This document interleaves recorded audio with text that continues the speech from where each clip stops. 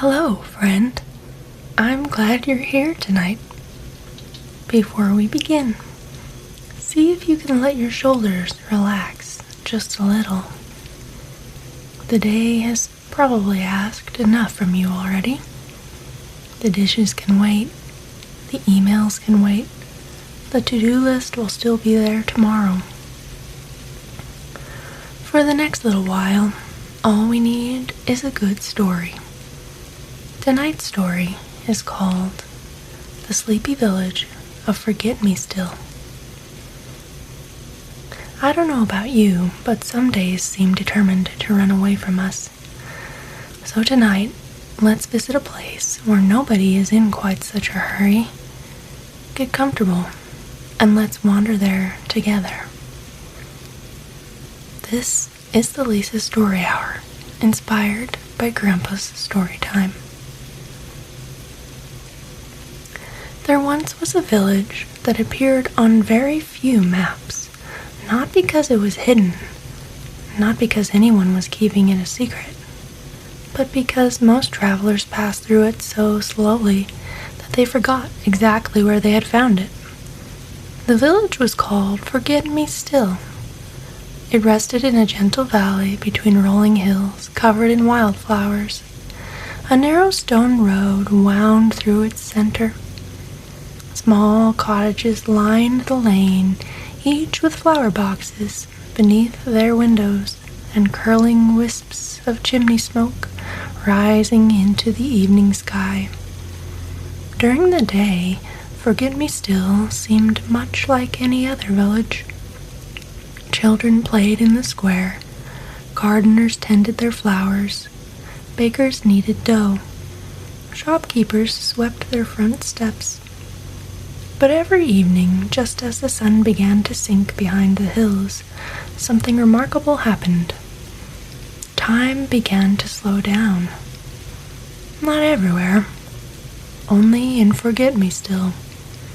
The change was so gentle that visitors rarely noticed it at first. The golden sunset lingered a little longer. Shadows stretched more slowly across the cobblestones. Steam curled lazily from teacups. The scent of warm bread drifted through the air and seemed to stay a while. Even the village clock ticked with a softer rhythm. Tick, tock. Nobody knew exactly why, and nobody spent much time trying to figure it out. In Forget-Me-Still, people had learned that not every mystery needed solving. Some were simply meant to be enjoyed. Each evening, as the sun touched the hills, a silver bell rang from the clock tower in the village square. Its sound drifted softly through the valley, one clear note, then another, and another. The villagers would smile when they heard it, because they knew what was coming. The slow hour.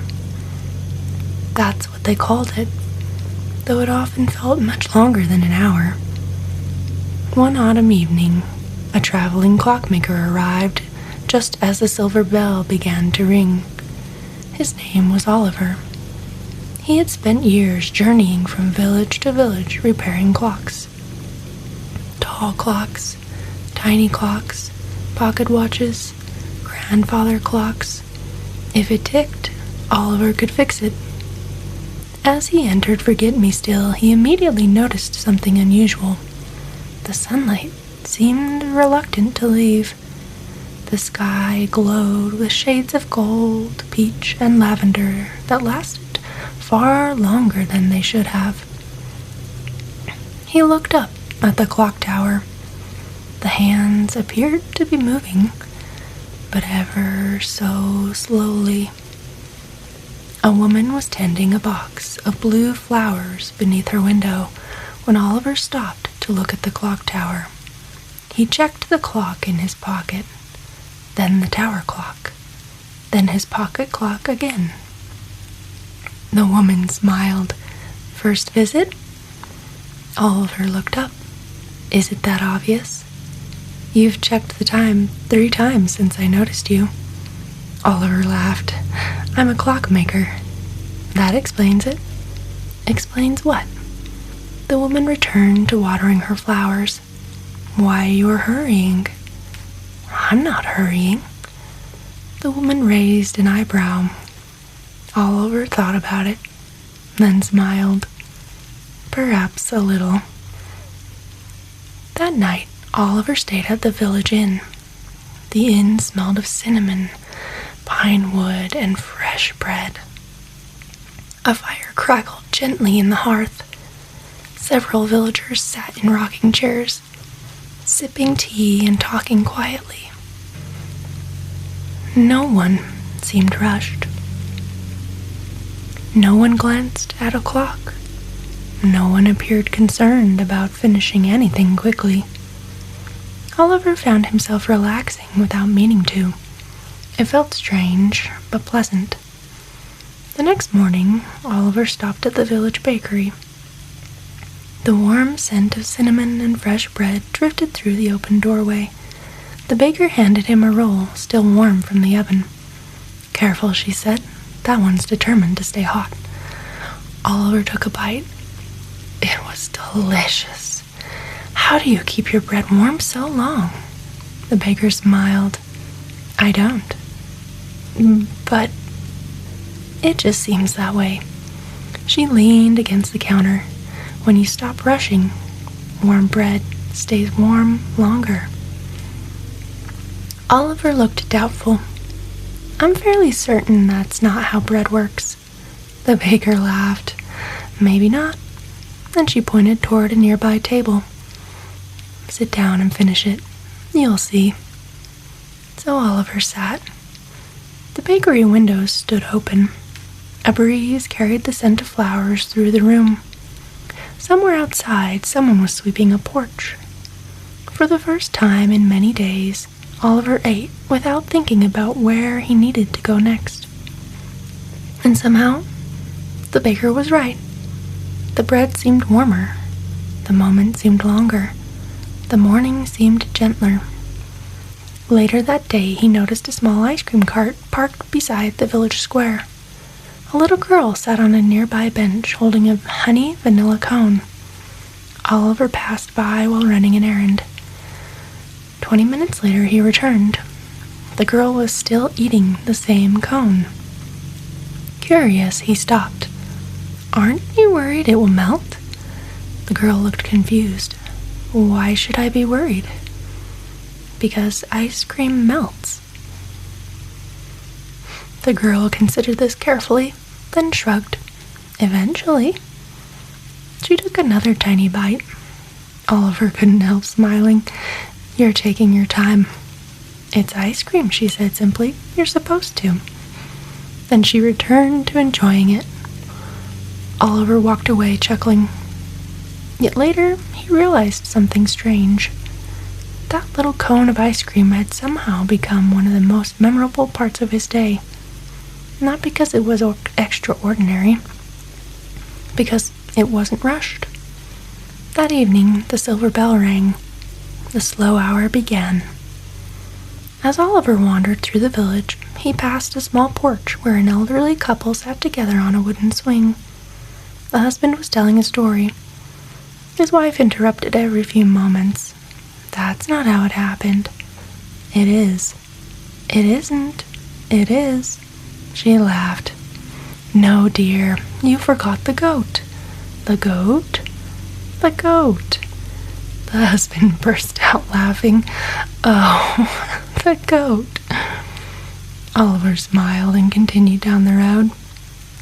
Nearly half an hour later, he passed the porch again. The couple was still talking, still laughing, still telling the same story. Not because they were slow, because they seemed to enjoy remembering it together. The husband noticed Oliver walking by. Would you like to hear about the goat? Oliver laughed. I think I'll leave that mystery unsolved. Wise choice, said the wife. It was a very stubborn goat. The next day, Oliver wandered through the village gardens. The gardener was kneeling among rows of forget-me-not flowers. Their tiny blue blossoms swayed softly in the breeze. "Everyone keeps smiling when I ask about the village," Oliver said. "Do we?" asked the gardener. "You do." The gardener laughed softly. "I suppose we do." Oliver crouched beside the flower bed. "Don't you ever feel rushed?" "Sometimes." "What do you do?" The gardener brushed a bit of soil from her hands. "I plant one seed." "Just one?" "Then another." She smiled at the flowers. "It turns out most things grow perfectly well without being hurried." Oliver looked across the garden. The flowers seemed perfectly content to bloom at their own pace. For several evenings, Oliver continued his investigation. He examined the clock tower. He inspected its gears, its pendulum, its mechanisms. Everything appeared perfectly ordinary, yet every evening the slowing returned. The silver bell would ring, the sunset would linger, the village would soften. And still Oliver could not explain it. One evening at the inn, the innkeeper placed a steaming mug of tea on the table beside him. "You look puzzled." "I've spent 3 days here, and I still can't figure this village out." The innkeeper nodded thoughtfully. "Most people can't." "So there is a secret?" "Oh, certainly." Oliver leaned forward. "What is it?" The innkeeper smiled. "If I told you, it wouldn't be much of a secret." Oliver groaned. The innkeeper laughed, and somehow Oliver found himself laughing too. That same evening, just before sunset, Oliver followed a path up one of the nearby hills. To his surprise, much of the village was already there. Families sat on blankets. Neighbors shared baskets of bread. Someone poured tea. Someone else pointed out shapes in the clouds. There was no festival, no celebration, no special occasion. People had simply gathered to watch the sunset. Oliver sat beside a family he had met at the bakery. "Does everyone do this?" he asked. "Most evenings," the mother replied. "Why?" The father smiled. "Have you seen the sunset?" Oliver looked toward the horizon. Gold spilled across the hills. Lavender drifted through the clouds. The valley glowed softly beneath the fading light. "It is rather nice." The family's young son grinned. "That's what we keep saying." Nobody seemed eager for it to end, and somehow neither was Oliver. A few evenings later, Oliver sat on a bench near the fountain in the village square. Beside him sat an elderly man feeding crumbs to a flock of sparrows. The birds hopped around his feet without concern. Oliver watched them for a while, then sighed. "I still haven't solved it." "The mystery?" asked the old man. "Yes." The old man tossed another crumb. "What if there isn't one?" Oliver frowned. "There has to be." "Why?"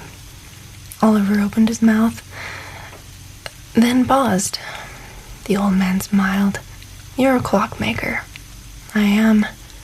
"You spend your days measuring time." "That's true." The old man looked around the village square. Children were finishing a game near the fountain. A lantern glowed above a nearby doorway. The scent of supper drifted through the cool evening air. We spend our days enjoying it. The fountain trickled softly beside them. Somewhere nearby, someone laughed. The old man pointed toward the sunset lingering above the hills. "Tell me something." "What?" "Do you think the sunset is lasting longer?" Oliver looked toward the horizon. Gold, lavender, rose. The colors seemed endless. "I did." "And now?" Oliver sat quietly for a long moment, watching, listening, not measuring, not calculating, simply noticing. At last he smiled. No. The old man nodded. No. Neither of them spoke for a while. There wasn't any need to. The silver bell rang softly across the square. The slow hour had arrived once again. And for the first time since coming to Forget-Me-Still, Oliver wasn't trying to solve it. He was simply part of it. The lanterns glowed. The villagers chatted quietly. A sleepy cat stretched beside the fountain. The evening unfolded one gentle moment at a time. And somehow, that was enough. That night, after the stars had filled the sky, Oliver climbed the hill overlooking the village. Below him, the warm lantern lights glowed like scattering gold. The cottages grew quiet. The village settled into sleep. A breeze moved gently through the valley. And for a little while, Oliver sat beneath the stars, doing absolutely nothing at all. It was one of the nicest evenings he could remember. The next morning, he packed his tools and prepared to continue his travels. Before leaving, he glanced back toward the village one last time. The baker waved. The gardener smiled. The flower woman lifted her watering can in greeting. And the silver clock tower gleamed in the morning sun. Oliver continued down the road, but he carried something with him. Not a souvenir, not a secret, something better. The memory of moving slowly, the memory of noticing, the memory of a village where nobody seemed to be in a hurry. In the months that followed, whenever Oliver felt himself rushing, he would pause. Maybe while drinking tea, maybe while repairing a clock, maybe while watching a sunset. He would take one slower breath and remember, Forget-Me-Still. If today felt busy or rushed or just a little too full, perhaps you can borrow something from Forget-Me-Still. A slower breath, a gentle pace, a reminder that not everything needs to happen all at once. The morning will arrive when it's ready. For now, your only job is to rest. Thank you for spending a little time with me tonight. Sleep well, my friend. And if you're still awake, maybe take one more slow breath before you drift off.